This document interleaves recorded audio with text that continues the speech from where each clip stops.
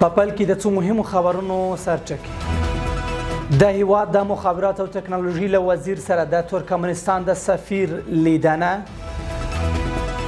په کابل کې د سرحدونو، قومونو او قبایلو چارو وزارت د یو کلن لاسته راوړنو د بیانولو په موخه غونډه. او په غزه کې د اسرائیلو پر پرونیو بریدونو په پایله کې د لږ تر لږه 1.8 فلسطینیانو شهادت. د لوی او مهربانه خدای په سپېڅلي نامه درنو سلام. د نن ورځ خبرونو ته ښه راغلاست. نن یکشنبه د 1403 کال د وژې 18مه نیټه ده. زه زیم دا هم بشپړ خبرونه.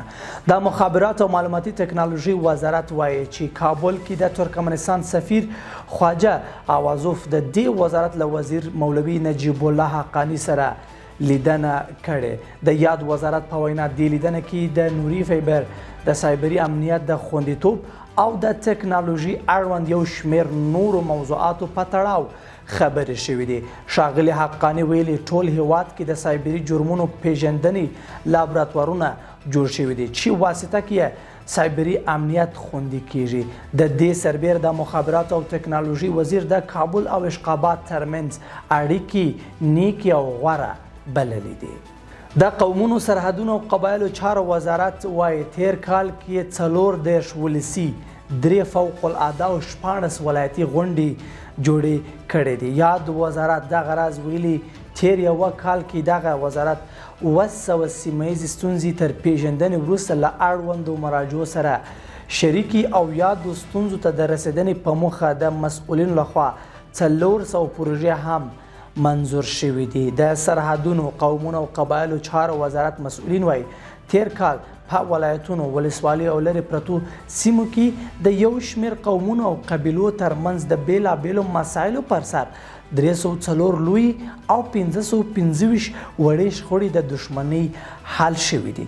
د یاد وزارت په وینا د دغه دښمنیو له امله مخکې کلونه سلګونو تنو ته مرګ ژوبله اوښتې وه.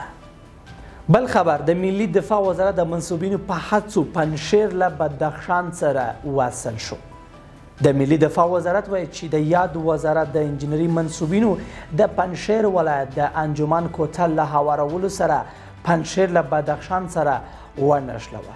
یاد وزارت زیاته کړې چې د دغه سړک پاتې چارې چې د بدخشان د بهارک ولسوالۍ پورې غځېږي روانه دي.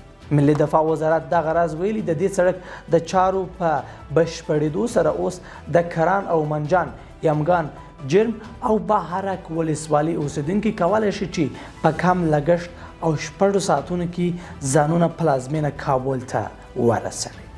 او وروستی خبر، یو شمېر رسنیو د غزې روغتیایي چارواکو له قوله خبر ورکړی چې تیرو 48 ساعتونو کې اسرائیلي یرغلګرو غزه کې لږ تر لږه 1.8 تنه فلسطینیان شهادت ته رسولي دي. د ویلو وړ ده چې غزه کې د جګړې له پیله تر دې دمه د شهید شویو فلسطینیانو شمېر 4,919 تنو ته پورته شوی دی. او له ملتیا مو مننه. تر بیا ښه وخت او ښه چارې.